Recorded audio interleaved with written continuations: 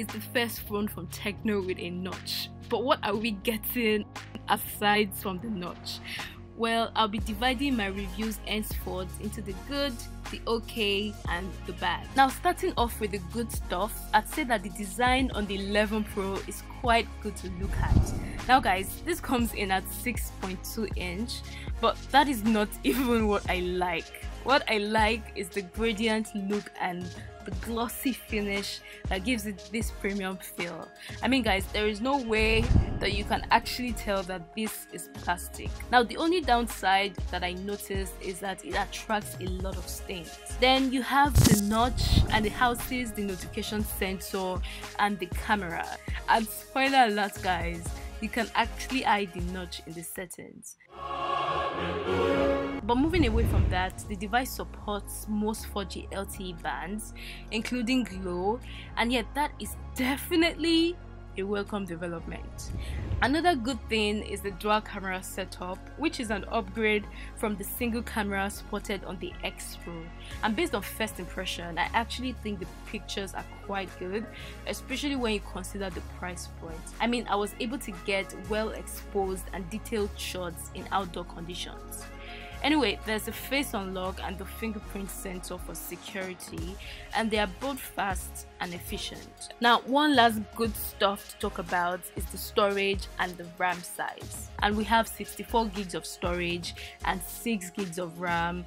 Quite good enough to meet your gaming needs. The chipset though, well, that falls under the okay category.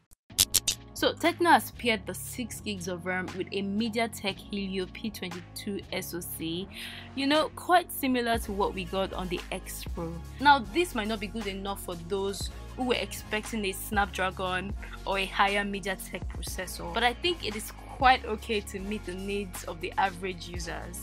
But guys, I'll be testing the performance further in my review. Another thing to note is the battery. So we have a 3750 mAh battery. Quite okay, but it is not an upgrade since the Camon X Pro also sports the same battery size. And yeah guys, the last thing under the okay category is the AI infusion. And honestly, when I saw this on Tecno's Instagram page, I was actually expecting to see Tecno's version of AI emoji, something similar to this. But that is not what we are getting. Instead, Tecno has actually partnered with Kika Keyboard to integrate their AR emoji into applications like Facebook. So in other words, AR emoji will not work without Kika Keyboard. Anyway, they have also infused AI into the beautification mode, and as a result, you no longer have the basic photo mode. Instead, Tecno has actually replaced it with AI Cam. And I'm not really a fan of that because I would have actually loved to see an option to switch between AI mode and normal mode. Now moving to the bad stuff. And yes, I'd like to address the elephant in the room, which is the 720p display on the Tecno 11 Pro. Now, I don't know why Tecno did it, but at this point, phone manufacturers need to stop using 720p displays in 2018 or 2019 or 20 forever. And yeah, the same thing applies to micro USB ports. Another thing phone manufacturers, not just Tecno, need to stop doing moving forward is adding thick bezels on devices that come with a notch. I mean, I like the design, but you can't ignore the bezels in front. And this brings me to the third thing I noticed. So the Tecno Camon 11 Pro has a couple of pre-installed applications like Sportsbet, which can be, you know, very annoying, but luckily the majority of these applications can be uninstalled.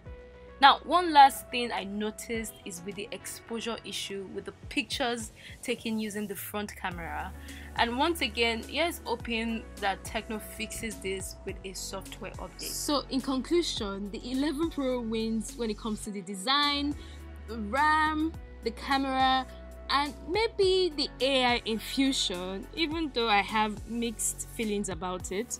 Now, if you have the Camon X Pro, then this upgrades might not be worthy enough for you to make the switch.